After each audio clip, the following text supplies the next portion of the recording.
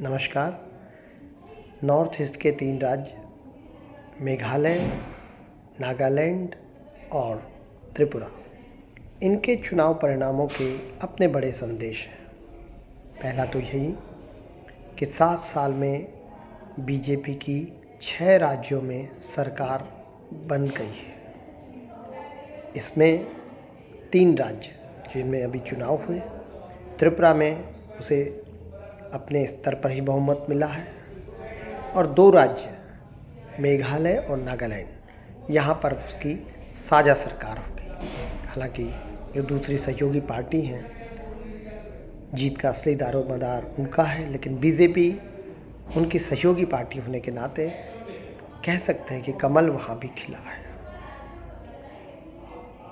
लेकिन इस पूरे परिदृश्य में एक समय जिस पूर्वोत्तर में कांग्रेस का बोलबाला होता था, आज वहाँ कांग्रेस केवल इन राज्यों में 3 राज्यों में 8 सीट जीत पाई।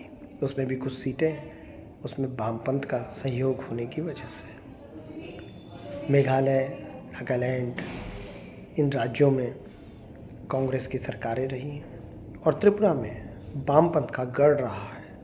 लेकिन पिछली बार कहा गया था कि त्रिपुरा में दोनों पार्टियों के कांग्रेस और वामपंथ अलग अलग लड़ी, इसलिए बीजेपी को चुनाव जीतने का अवसर मिला। लेकिन इस धारणा को इस बार बीजेपी ने ख़त्म कर दिया।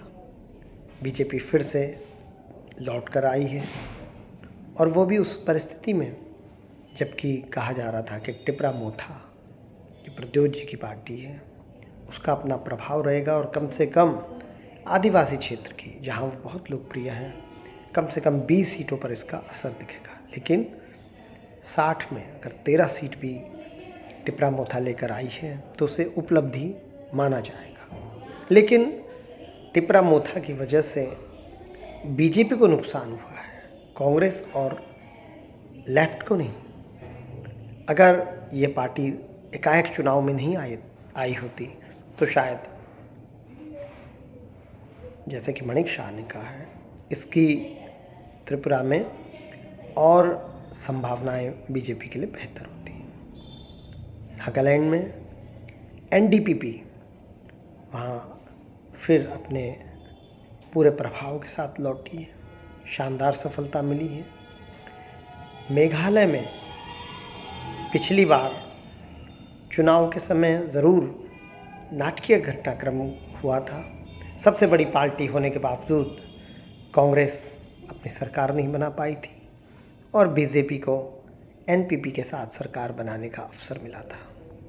इस बार किसी रणनीति के तहत, अपनी किसी सोच के तहत एनपीपी चुनाव से पहले बीजेपी से अलग हो गई थी।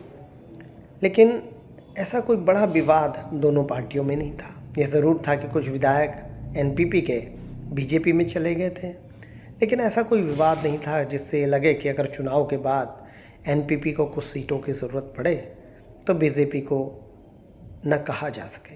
और ऐसा हुआ भी। चुनाव के परिणाम जैसे जैसे आने लगे, एनपीपी ने बीजेपी की तरफ समर्थन की बात कही।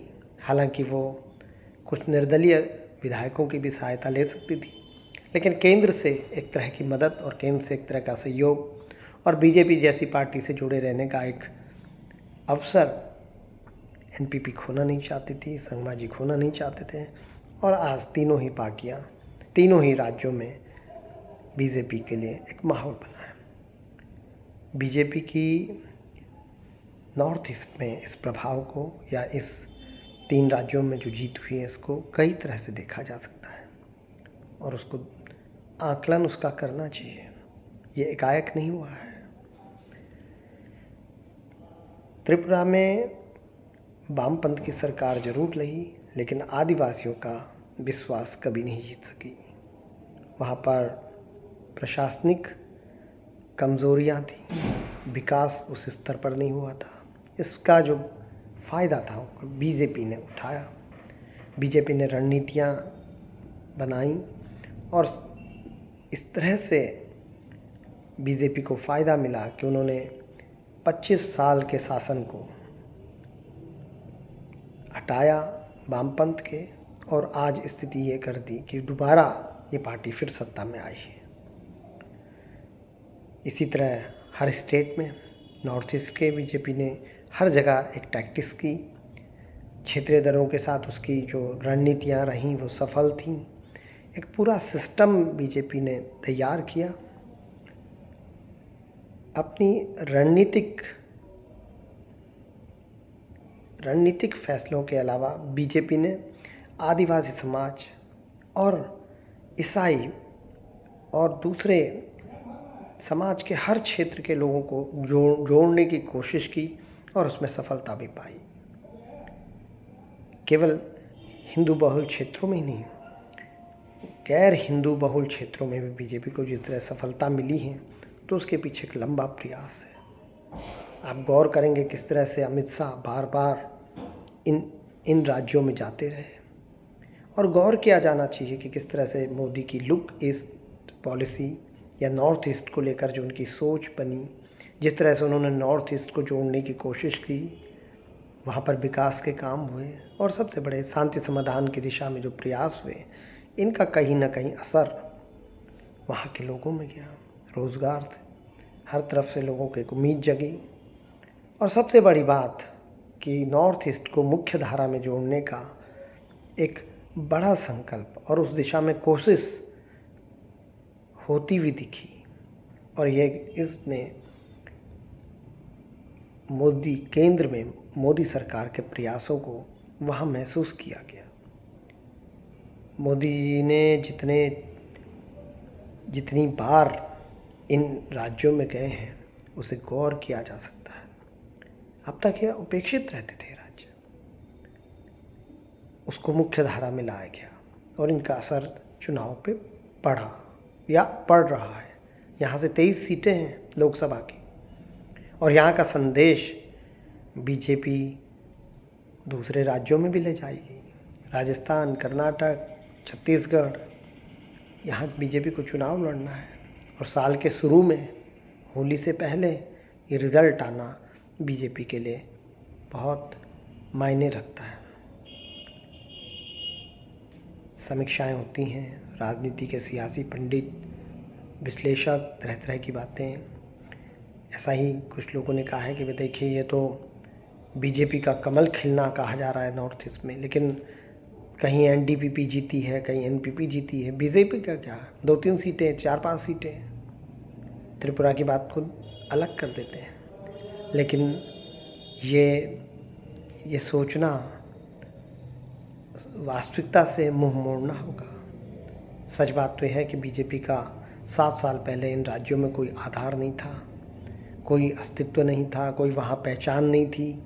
इसे दिल्ली की पार्टी कहा जाता था, लेकिन आज उसी नॉर्थ ईस्ट भारत में बीजेपी की पहल इस तरह से है कि नागालैंड में भी चुनाव जीत रही है, मेघालय में जीत रही है, त्रिपुरा में इतने बड़े स्तर पे सरकार दोबारा बनी है।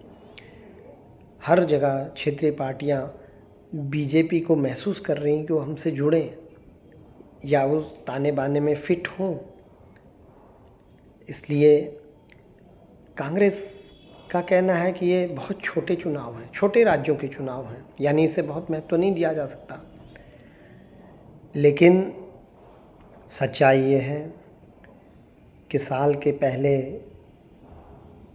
पखवाड़े में या शुरू के 2-3 महीनों में ही जो रिज़ल्ट आए हैं, इसकी गूंज आगे तक सुनाई देगी। और जब 2024 के चुनाव की बात है तो इससे कहा जा सकता है कि यहाँ से इससे पहले गुजरात और दूसरे राज्यों से होते हुए, नॉर्थ ईस्ट से होते हुए, जब कर्नाटक और यहाँ बढ़ेंगे मध्य प्रदेश में, तो बीजेपी के लिए अपने मतदाताओं के पास कहने के लिए बहुत कुछ होगा। बेशक हिमाचल बीजेपी ने खोया है, लेकिन ये एक प्लस पॉइंट बड़ा, ये 3 राज्यों में सत्ता में आना बड़ा प्लस पॉइंट, और इसके अलग अलग प्रभाव रहेंगे। सबसे बड़ी बात यह है कि जिस तरह से नॉर्थ ईस्ट में काम हुआ है, विकास काम हुआ है, उसे अनदेखा नहीं किया जा सकता। लोग महसूस करते हैं किस तरह वहाँ पुल बने, सड़क बनी, किस तरह से वहाँ उद्यम या इसके बातें सोची गई, उस पर काम शुरू हुआ, और सबसे बड़ा किस तरह से शांति समाधान की दिशा में काम हो रहा है। इन सब का असर इन चुनावों पर दिखा है और इसका कांग्रेस को भी मनन करना चाहिए कि वास्तव में कहाँ हम पिछड़ रहे हैं, क्यों पिछड़ रहे हैं। उन्हें गुमराह नहीं होना चाहिए। लेफ़्ट को तो शायद चुनाव जीतने में अब मज़ा नहीं आता है। यही मेरा कहना है। धन्यवाद।